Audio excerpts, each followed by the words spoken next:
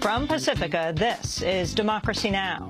We have had a visit from a wide variety of people. Una gran cantidad de personas. And our friend Cuba, Y nuestro amigo Cuba, which helped us in training our people, que nos ayudó a entrenar a nuestra gente, gave us resources to que nos get dio on with our struggle, que nos ayudaron tanto en nuestra trained lucha, our people que as entrenó a nuestros doctors and so combatientes, a on. nuestros médicos. You have not come to our country. Cuba no ha venido a visitarnos, usted no ha ido a visitarnos. When are you coming? ¿Cuándo viene?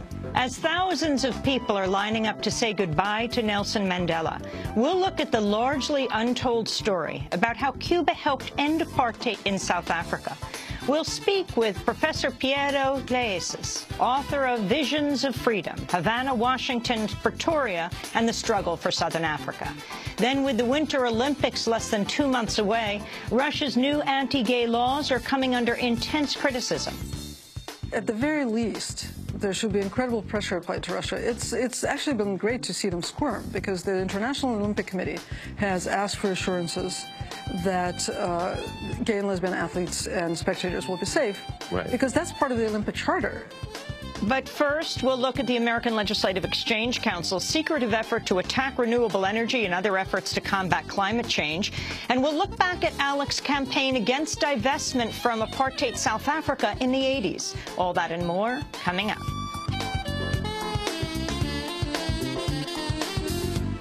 Welcome to Democracy Now!, democracynow.org, The War and Peace Report. I'm Amy Goodman. Congressional negotiators have reached a budget deal for government funding through 2015 while averting the threat of another shutdown at the beginning of next year.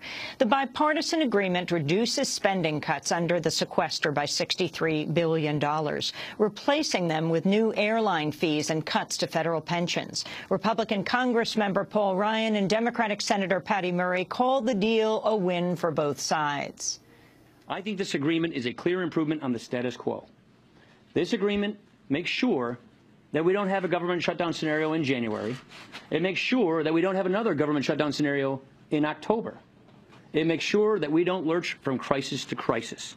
Our deal puts jobs and economic growth first by rolling back sequestration's harmful cuts to education and medical research and infrastructure investments and defense jobs for the next 2 years. As part of the deal, Democrats dropped their demand to include an extension of unemployment benefits set to expire this month. Democrats say they'll instead push for the jobless benefits in a separate measure.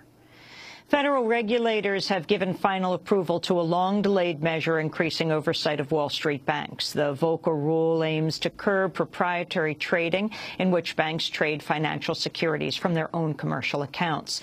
The rule was included in the 2010 Dodd-Frank financial reform bill, but needed final approval from all 5 federal banking agencies, including the SEC and the Federal Reserve. In a major win for banks, the final version grants some exemptions and effectively hands them responsibility for judging their own compliance. In a statement, the group Public Citizen called the Volcker rules approval a step forward toward a safer financial system, but warned, quote, there still could be too many opportunities for banks to disguise as permitted activity what should be deemed prohibited proprietary trading. The body of Nelson Mandela is lying in state today following Tuesday's memorial service at a soccer stadium in Soweto. Thousands of people are lining up to file past Mandela's casket at the Union Buildings, where he was inaugurated as South Africa's first black president in 1994. South Africa's Week of Remembrance will end Sunday with Mandela's burial in his home village of Kunu. Tuesday's memorial saw an historic handshake between President Obama and Cuban President Raul Castro, sparking Republican criticism of Obama at home. Republican Senator John McCain compared the gesture to British Prime Minister Neville Chamberlain's handshake with Adolf Hitler at the outset of World War II. Meanwhile, advocates of the deaf voiced outrage after the sign language interpreter for the memorial turned out to be a fake. A man posing as an interpreter made gestures from the stage, but his hand signals amounted to gibberish. The Nobel Prizes were awarded Tuesday at a pair of ceremonies in Sweden as well as in Norway. The Organization for the Prohibition of Chemical Weapons won the Nobel Peace Prize for its work to destroy Syria's chemical weapons arsenal. Accepting the award, OPCW Director Ahmed Üzümcü called on the 6 states outside the Chemical Weapons Convention to ratify it. International consensus on the elimination of Syria's chemical weapons has as its basis the same consensus that drove the Chemical Weapons Convention to conclusion. The challenge now is to persuade those 6 countries still outside the Convention to join it, without delay or conditions. The 6 countries are Israel, Burma, Angola, North Korea, South Sudan, and Egypt. In his remarks, Üzümcü paid tribute to the victims of chemical attacks. Chemical weapons evolved over time with the discovery of new and deadlier agents. But whatever their form, they share one common purpose: to invoke fear and submission through the horrifying nature of their impact. Scores of victims beyond the battlefield have attested to this. In accepting this prize on behalf of the OPCW, I also pay homage to all these victims. Riot police in Ukraine have pulled back after storming a large protest encampment in Kiev. Hundreds of officers raided Independence Square Tuesday night in a bid to crush the epicenter of the weeks of public demonstrations against the government. President Viktor Yanukovych has faced calls to resign over his decision to strengthen ties with Russia over the European Union. The protests appeared to grow overnight after Tuesday's raid. The U.S. has suspended aid into northern Syria following clashes between Islamist rebels and the main opposition coalition. Fighters from the Islamic Front seized bases belonging to the Free Syrian Army last week amidst growing infighting between forces opposed to the Assad regime. Uruguay has become the first country to legalize a national market for the growth and sale of marijuana.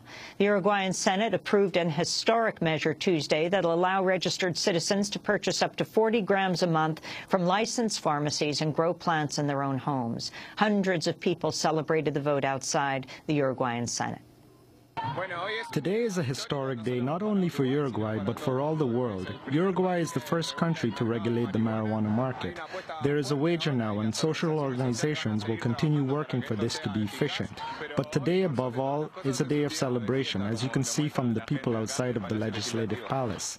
The marijuana law will take effect in Uruguay early next year. India's Supreme Court has reinstated a law banning homosexual sex. The ban was struck down 4 years ago, but was renewed on Tuesday after the court upheld a section of the penal code dating back to 1860. Indian officials say they plan to keep a database of those prosecuted under the law. In a statement, Human Rights Watch called the ruling a setback to human dignity.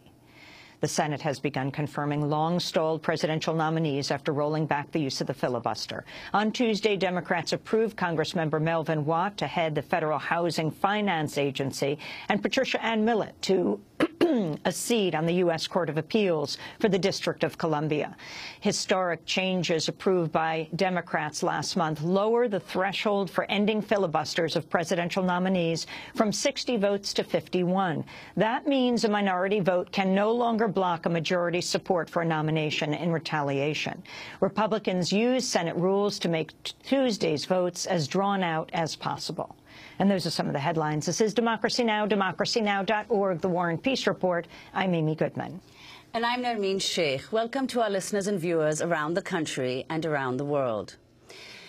I'm Amy Goodman. Thanks so much for watching this report from Democracy Now!, your daily independent global grassroots news hour. We don't accept advertising or corporate funding, but rather rely on donations from viewers like you. Please make your contribution by visiting democracynow.org today. We need your support today to keep bringing you this hard-hitting, in-depth reporting.